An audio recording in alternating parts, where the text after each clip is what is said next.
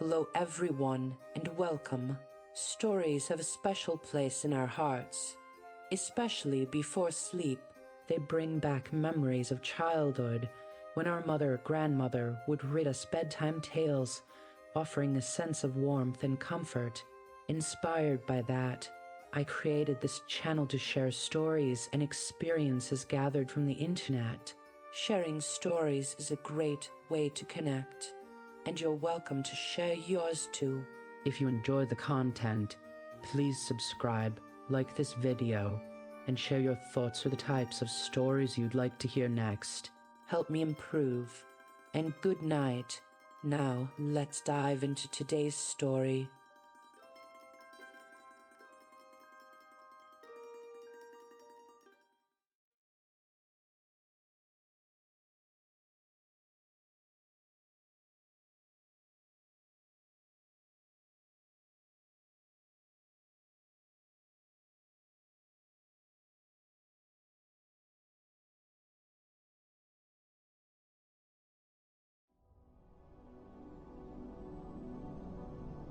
The story, The Beach House, was shared by an unknown author.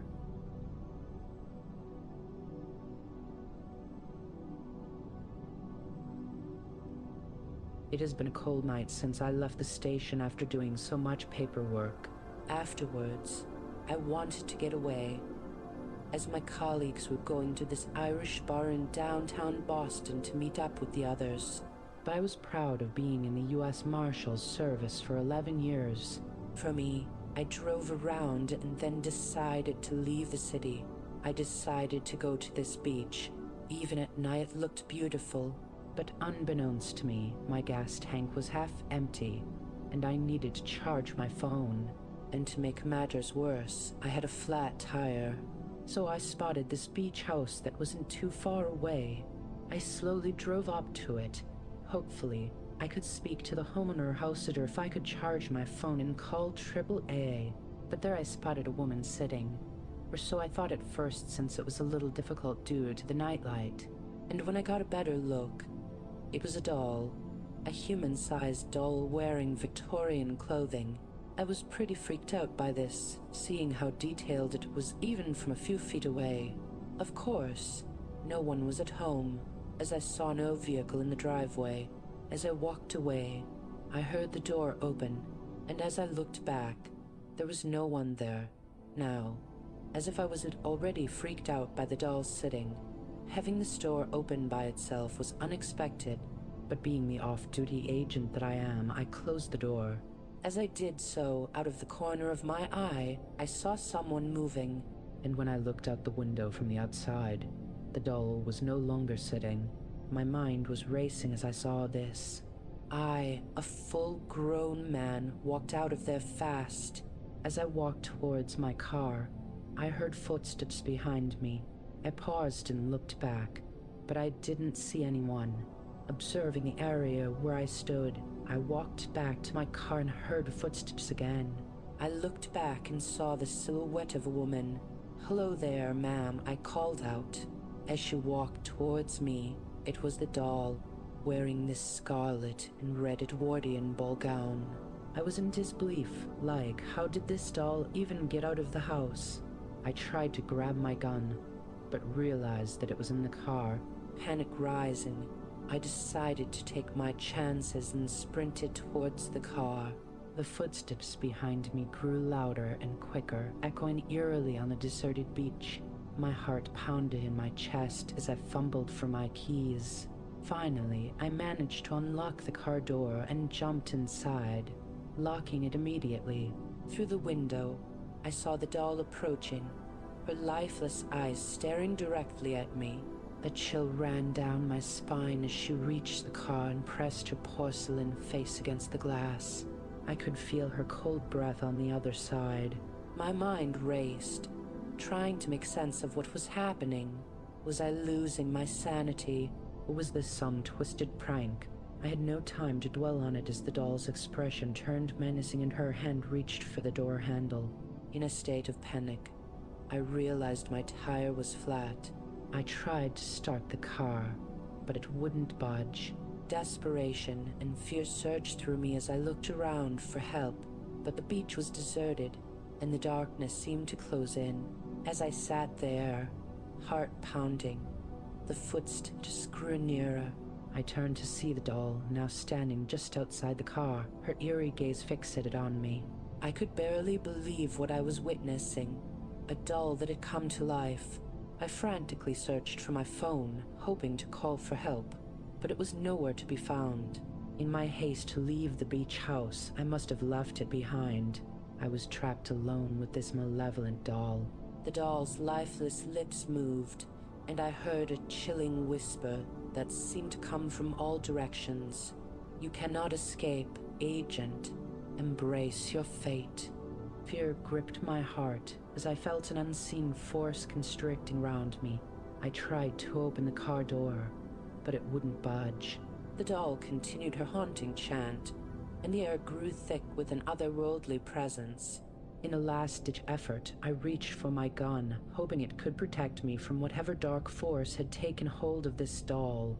But as I grasped the weapon, I felt a strange sensation spreading through my body. My limbs grew heavy, and my vision blurred. I realized with horror that I was losing control over my own body.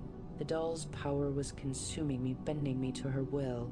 With a final surge of strength, I fought against the invisible grip, trying to resist the doll's malevolence. But it was no use. My body moved on its own, and I found myself stepping out of the car, drawn toward the doll like a moth to a flame. As I stood before her, the doll's eyes seemed to turn black. I was now under her control, a pawn in her sinister act. I had stumbled into something beyond comprehension, a force of darkness that defied all logic. The doll spoke again, her voice a haunting echo in my mind. "You will be with me, Agent, for eternity." "The hell am I?" answered back. I knew I had to put an end to this nightmare. With my heart pounding in my chest, I aimed my gun at the doll's lifeless figure. In a swift motion, I pulled the trigger, shooting her square in the chest. To my horror, she didn't even flinch. Instead, the doll's eyes gazed at me and pushed me to the ground, sitting on top of me. Before I could react, her cold, plastic hands gripped me with surprising strength. I struggled against her, my mind racing for a way to stop her. My left hand was free. Then an idea struck me. In a desperate move, I reached between her silicone breasts, feeling for something, anything, that could disable her. My fingers brushed against a strange, soft object that was throbbing, and with a surge of determination, I pulled it out with all my might. To my surprise, it was this normal rubber heart adorned with mysterious runes, gushing out an odorless liquid from its rubber veins and arteries. Or are they tubes? As I held her heart in my hand, which was bigger than a mango, the doll's movements ceased. Her once fierce grip loosened, and her lifeless eyes stared back at me, now devoid of their malevolence. I realized that this rubber heart was the source of her power and the key to her malevolent existence. With a mix of fear and awe, I watched as the doll's body went limp, its life force severed from the unnatural heart. I had stopped her. The nightmare was finally over. As I stood there, still trembling with adrenaline, I knew I couldn't leave this cursed heart behind. I had to make sure it would never harm anyone again. With determination, I secured the heart in a sturdy wooden box that I found next to a bin, still beating, and locked it away safely. I didn't know what I would do with it yet, but one thing was certain: I couldn't let it fall into the wrong hands. As the sun rose, casting its golden rays over the beach, I felt a sense of relief wash over me. The nightmare that had haunted me was finally over, and I could return to my life as a U.S. Marshal.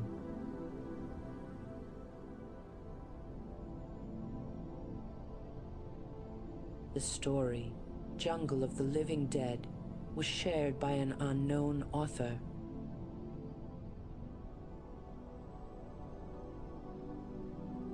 A night no longer passes where I do not think of death. Sitting in the uncomfortable padded chair by the window or propped up in bed and staring vacantly at light night infomercials, my mind wanders to topic like a moth to flame. I'm not a morbid person by nature, but surrounded with death and illness, I can't help thinking dark thoughts. I will be 98 in June, and I've spent the last 7 years in a state-run nursing home where death and dementia are an ever-present fact of life. Every couple of days, it seems, someone I play cards or checkers with falls by the way. At night, ghostly moans and mad screaming drift through the long, echo halls. And if you aren't careful, it will get to you. Nursing homes are where people come to die, and a lot of the patients here don't waste any time doing it. I made my peace with death a long time ago and don't mind dying, but I refuse to turn into a drooling, shitting vegetable like the ones you hear yelling in the night about ghosts, children running around their rooms, and nurses peering through their windows. I keep my mind sharp by reading and typing on my old typewriter. It rests on a table beneath the window, where I can pause to look out at the parking lot and the grounds beyond. I write mainly letters, journal entries, and the occasional Weston. The Westons aren't very good, but they give me something to do. Having accepted the inevitable, I do not dwell on my morality. But lately, I've been thinking a lot about it. Not because I fear it, but because of the dreams. In nightmares, I see the faces of the dead, pale, dirty, and spattered with blood. I see their black, glinting eyes and feel their cold hands closing around my throat. I wake in a state of panic and my heart thunders so hard that I'm sure it will give out on me. One of these days, I expect it to. It may even happen tonight, or the next night. Before it does, I want to tell this story, for it's this event from my life that haunts my sleep. I have never told it to anyone else, and all of the other men who were there are dead now, and I alone bear its burden.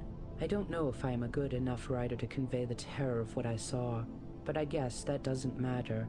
I just want it off my chest. It was early 1943, after the Japanese bombed our fleet at Pearl Harbor. Thousands of young men across the U.S. heeded Uncle Sam's call and joined the service.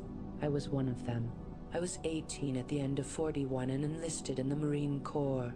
I was sent to Paris Island in 42 and learned how to shoot, kill, starve, and keep going even when I felt like my body was going to fall apart like an old jalopy. In boot camp, they called me Bugs, after Bugs Bunny, because of my teeth. Our drill sergeant had a nickname for everyone, and mine was one of the milder ones. When I was trained up, I shipped out to the Pacific in the summer of 42. The Japanese at the time had overspread much of the region with little resistance and set up shop on many of the little islands in that big ocean. Now, when I say Japanese, I'm not picking on them. It's just shortened. Before I met my first Japanese, I feared them. But after, I respected them. They were the toughest sons of bitches you ever wanted to meet. They were brave, loyal, and committed to their cause. You never, ever saw a Japanese desert or cower in the face of battle. Of course, we didn't know that as we plowed through the Pacific on our way to fight them. We were young and full of piss and vinegar. We thought we mopped them up in a week. They were weak, we thought, tiny, real jerks. We quickly learned we were wrong. 2 weeks after departing Los Angeles, a last great outpost before the vast ocean, we landed on an island called Mikiko. It was a rocky hump of jungle where the Japanese had set up an airbase and a radar station that tracked incoming planes. I first spotted it from a distance and backlit against the piercing blue ocean and dusty sky. It looked like a nice place to vacation, till we started bombing it. For almost 12 hours, a dozen ships hammered the island, the big guns booming and spitting firing hard enough to knock you off your feet. Our planes hit it from the air, and early in the afternoon, some 1,400 men climbed over the side, down big rope nets, and piled into landing crafts. Clutching my rifle to my chest and watching that little strip of land getting closer and closer, all the bragging I did on the ship came back to bite me. At least the others felt that way too. We were grimly silent as the little boats puttered toward the shore. No one speaking, everyone staring fixedly ahead, wondering, am I going to die today? The landing went smoothly enough. The boats reached the coastline. The doors dropped open, and we stormed up the sandy beach. There were machine gun nests just inside the jungle, and they came to life, chopping foliage like salad. We threw ourselves to the sand and fired back. I caught a glimpse of a couple Japanese in their tan uniforms, and it was the most surreal sight I ever saw. We had heard so much about them and had talked them up among ourselves, until they weren't men anymore but mythical creatures. It was like seeing Bigfoot or a pack of unicorns. After the fighting on the beach, we tramped into the forbidding jungle. We met some resistance, but made it to the airfield without much trouble. It was laid out in a little grassy valley. The buildings were abandoned, rice still warm on stoves. We took down the Imperial flag and ran up the stars and stripes, everyone cheering. We lost 25 men that day and thought the battle was over. We were wrong. The Seabees came in the next day and rebuilt the runway and the earthworks that had been destroyed in the bombing. The radar station fell that day after a hell of a fight, and they started working on that too. We thought we'd flush the Japanese out entirely, but they kept popping up. They'd attack with rifles and grenades, then fade back into the jungle like they'd never been there at all. We sent out patrols and they kept getting ambushed. A few of our boys even stepped in punji pits, big holes dug in the ground, filled with sharpened sticks, and covered by foliage. You wouldn't notice it until one of those spikes drove through your foot. The Japanese even smeared shit on the tips so you'd get infected.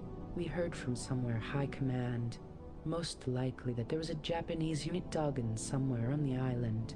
I can't remember exactly where that came from. It was almost 80 years ago, but by our second week on the island, we were carrying out daily searches for the stronghold. We knew it was somewhere, but it was so well hidden that we couldn't find it. For that first week, there was a lot of activity around the island. Japanese planes and ships came out of the wild blue, and heavy fighting between our fleet and theirs raged for days on end. The planes never dropped bombs, only boxes. Resupplying the Phantom unit, we managed to cut them off and the supplies stopped coming. The hit and run attacks continued, however, so we knew that the Japanese soldiers hadn't been evacuated. We didn't know how many there were, but there couldn't have been many of them, as their hideout was so well concealed that it had to be small. Slowly, the attacks dwindled and a sense of restlessness came over the camp. We played cards and listened to the radio between patrols. We played baseball, tacked pictures of me West and Betty Grable to our walls, and talked about home. I got to know some of the men pretty well during this time. There was Stevens, from Louisiana, a tall, muscular roughneck with leading man good looks, curly. A short and bespectacled guy from Brooklyn who sounded just like Curly from the Three Stooges shorts. I think his real name was Sam. And Washington, one of only 2 black men on the island. Stevens was a card shark and was always scratching up games on crates that served as tables, shirtless and chewing a Lucky Strike. He'd take us for all our rations and care packages if we let him. Of all the men in our unit, he was the loudest in his dislike of Washington. He'd let the black man play cards, but he'd pick on him the whole time. "That's your hand, neighbor," he'd ask patronizingly during games. He didn't say neighbor, though. He said another word that started with N, a word I never much cared to hear and won't repeat. "Well, take a look at this hand." He'd slap down a flush and laugh around his cigarette. "This can buy a whole lot of watermelon." Washington took it in stride for the most part. He told me once that if he reacted, Stevens would never let him alone, and I believed it. I've known many men like Stevens. Once they know they're getting to you, they push harder. The days turned into weeks. and the weeks into a month. Every day, we searched for the hideout and patrolled the parameters of our holdings. I remember it being well known that the man we were looking for had to be running out of supplies, but I don't remember getting a signed letter from the Navy telling us this, so I can't recall where it came from. Our mission became to wait them out. One day in early September, Stevens, Curly, Washington, and I were on patrol well to the west of the airbase. Being the tropics, it was hot and humid, and within 5 minutes, our shirts were soaked in sweat. Bugs buzzed around our heads in bright shafts of sunlight filtered through the treetops, dappling the jungle floor with golden coins of brilliance. Stevens was picking on Washington again, and Washington was getting tired of it. You think the Japanese like duck meat? Stevens asked, "If they're so hungry, why don't we go feed them?" Washington turned around and faced him. "Man, will you stop?" he asked tightly. "I'm getting real tired of you." Stevens plucked his cigarette from his mouth with a flourish. "I was tired of you the first time I saw you." Curly and I had stopped. I started to call out for them to knock it off when something crashed into me from the side, almost knocking me down. I spun and brought my rifle up. A Japanese soldier, his tan uniform dirty, wrinkled, and hanging from his thin frame, thrashed in the leaves, trying to get up. "Holy shit," Curly said.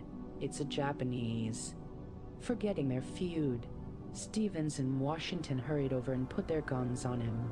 The Japanese struggled to his knees, grabbed my pant leg, and looked up at me. In all my time before and since, I had never seen such fear in a man's face. His dark eyes were big and watery, and his mouth was twisted in a silent scream. Tears oozed down his hollow cheeks, and he shook like a frightened dog. He was barely aware of our guns as he pointed back the way he had come and spilled out a stream of gibberish. I didn't know what he was saying, but he sounded terrified. "What's wrong with him?" Curly asked. "I don't know," I said. "It's a trap," Stevens said. He slung his rifle over his shoulder, pulled his .45 from its holster, and aimed it at the Japanese's head. The Japanese paled and began to sob. I knocked Stevens' arm aside. "We're taking him prisoner," I said. Stevens argued as I tied the Japanese's hands behind his back, but I ignored him. The sun was starting to set by now and shadows filled the jungle. The Japanese moaned in fear and a chill went down my spine. I looked around, spooked by his terror, but saw nothing.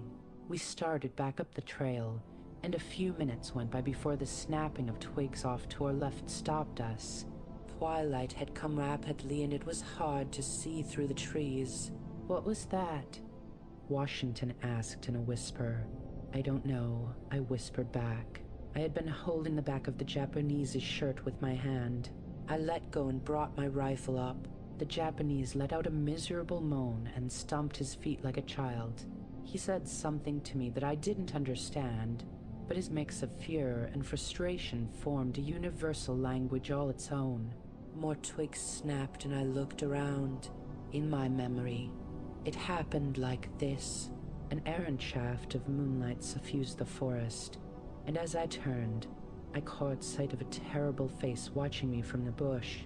Its skin was white and streaked with dirt, its mouth open wide in animal anticipation. Blood ringed its tattered lips and saliva coated its crooked and broken teeth. Though it is to be a trick of memory, I swear its eyes were shining yellow, like a big cat's, and that the smell of death and decay rose from it in sickly sweet waves. I gasped, and suddenly they were on top of us.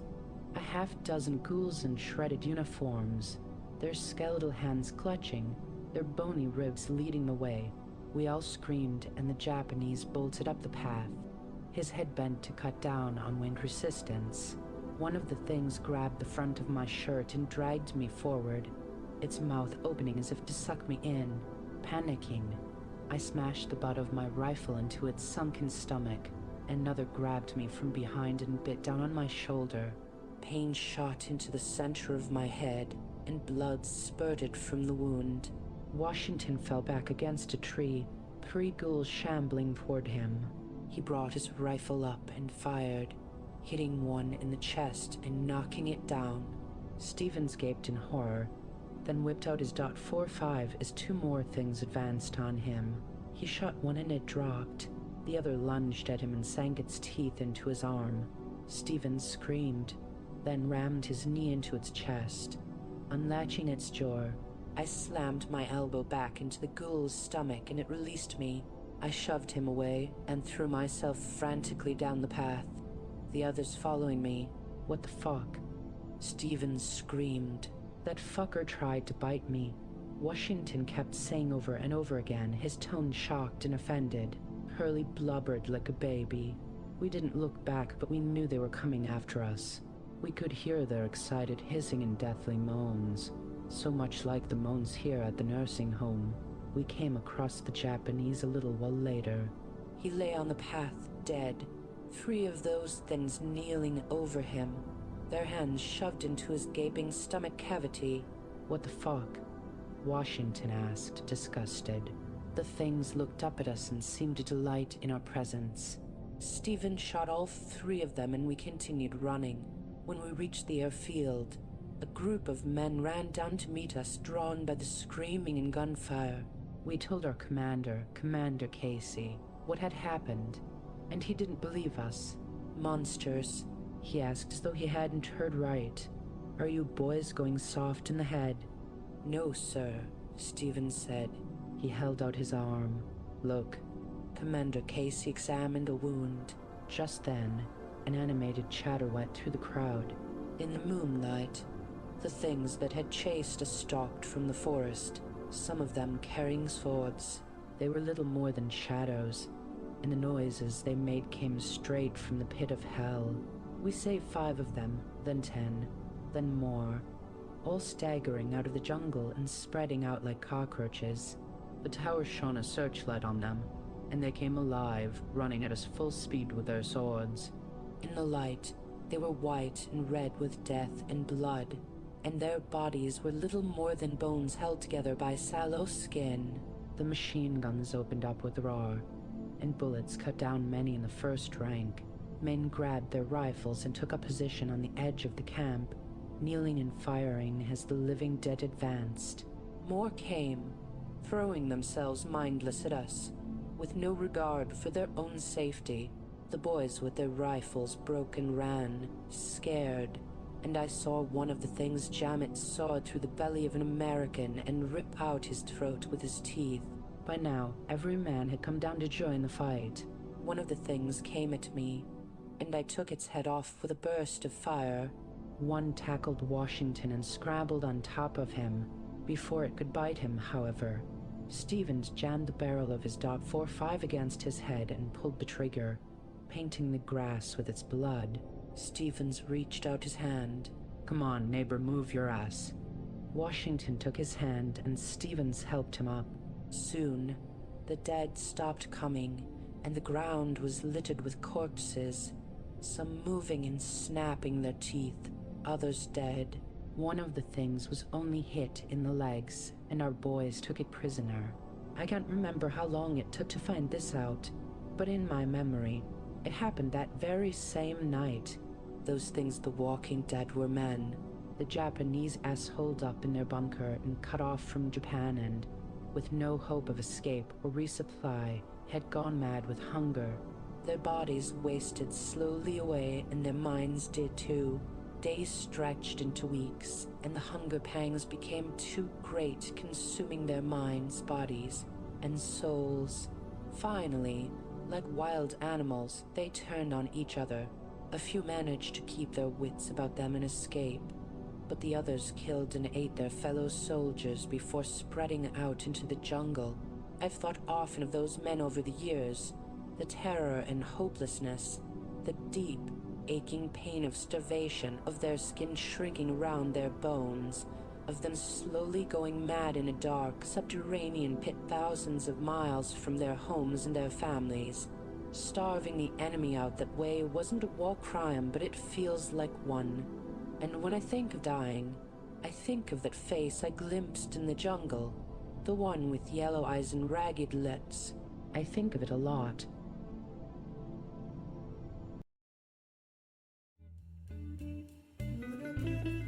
Thanks for watching. If you enjoyed this video, don't forget to give it a thumbs up and subscribe to the channel for more. Hit the bell icon so you never miss an update. See you in the next one.